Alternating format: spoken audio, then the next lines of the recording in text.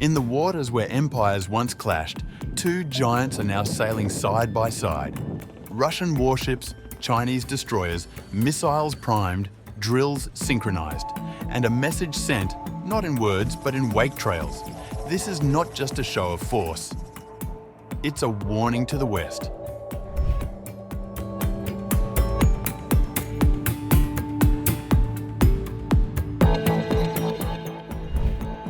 Russia and China have launched a fresh round of joint naval exercises in the Sea of Japan, reinforcing their growing military partnership at a time of heightened tensions with the United States. According to a statement by Russia's Pacific Fleet, the drills involve coordinated artillery and anti-submarine warfare operations as part of the scheduled Maritime Interaction 2025 exercises, set to conclude on August 5th. The joint flotilla includes a large Russian anti-submarine ship and two Chinese destroyers, alongside diesel-electric submarines and a Chinese submarine rescue vessel. Sailors from both sides are expected to practice artillery firing, air defense, anti-submarine tactics, and joint search and rescue operations. The maneuvers began just 2 days after US President Donald Trump revealed that he had ordered 2 American nuclear submarines to be positioned in the appropriate regions following what he described as highly provocative remarks by former Russian President Dmitry Medvedev. However, Russian sources stressed the joint drills were planned well in advance and are not a direct response to Trump's statement. Interfax news agency cited the Pacific Fleet in confirming the multinational naval grouping and detailing the scope of the operations. China's Defense Ministry also issued a statement confirming the start of the 3-day joint C-2025 exercises on August 3rd, noting they are taking place in waters near the Russian port of Vladivostok.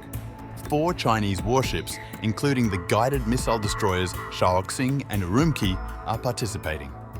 The Russian ministry said that following the drills, both navies are expected to conduct joint patrols in relevant waters of the Pacific. These exercises reflect the deepening strategic alignment between Moscow and Beijing. Since signing a no-limits partnership agreement in early 2022, just before Russia's invasion of Ukraine, both countries have ramped up economic, political, and military cooperation. The annual Joint Sea Drills, first launched in 2012, are a key component of that alignment. Last year's iteration was held off China's southern coast. This year, the location and timing appear pointed, with both nations looking to showcase naval strength amid what they see as an increasingly hostile US-led global order. President Trump's decision to publicize the positioning of American nuclear submarines is notable, given the usual secrecy surrounding such deployments.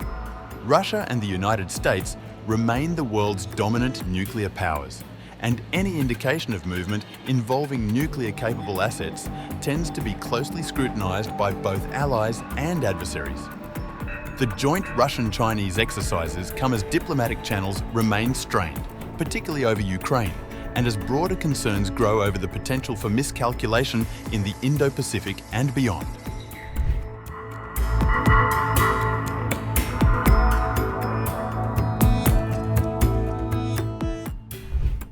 Beyond the Sea of Japan, the Russia-China defense relationship is expanding into something far more structured and far more consequential.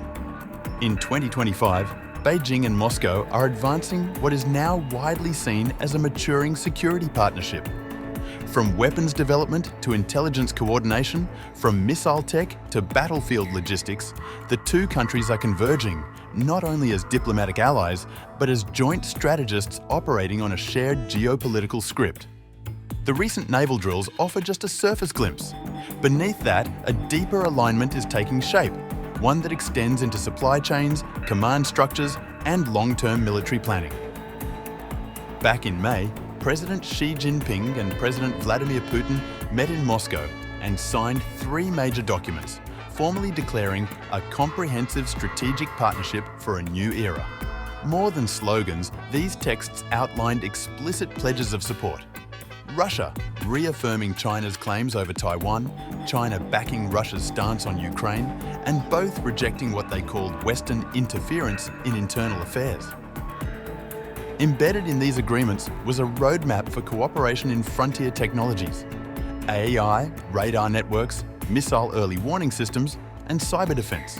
A blend of civil and military integration that allows both countries to not only modernize their arsenals, but to do so in a synchronized fashion. More critically, China has stepped in where the West has pulled out. Through discrete dual-use exports, it is keeping Russia's war economy alive. Items like machine tools, semiconductors, microelectronics, and chemical precursors, vital for missile and drone production, are flowing steadily from Chinese factories to Russian depots. These are not open transfers. They are masked, routed through intermediaries, and often labelled civilian. But their purpose is unmistakable. This quiet pipeline is allowing Moscow to blunt the effects of sanctions, while deepening its technological and economic dependency on Beijing. What was once a political alignment is now material, strategic, operational. And it's not only about technology. The choreography of their armed forces is becoming increasingly seamless. Whether it's air patrols over the Sea of Japan or maritime drills in the South China Sea, Russian and Chinese military units are training together with a level of comfort and clarity that echoes alliances built over decades.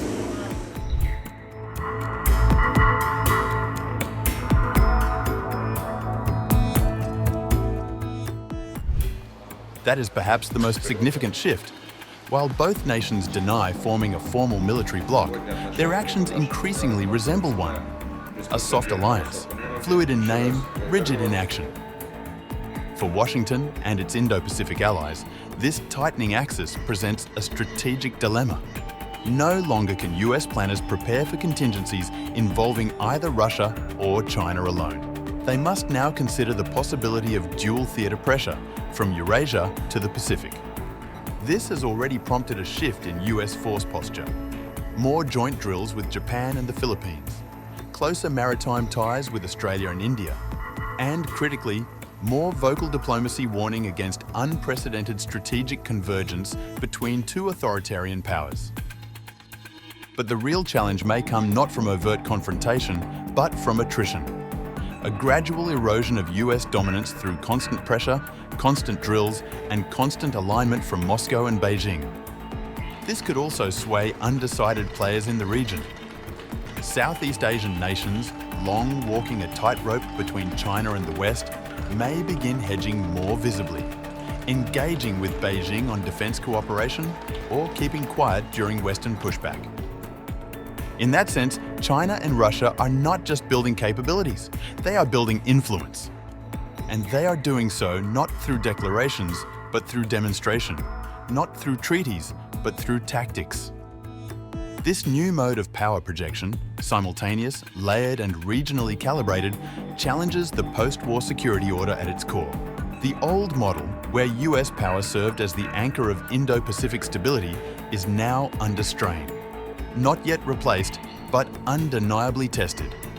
The joint drills in the Sea of Japan may conclude on August 5th, but their message will linger far longer. Russia and China are no longer just partners. They are co-architects of an emerging world order, less American, more contested. And for those watching from Washington, Tokyo, Canberra, or Manila, the writing on the water is clear.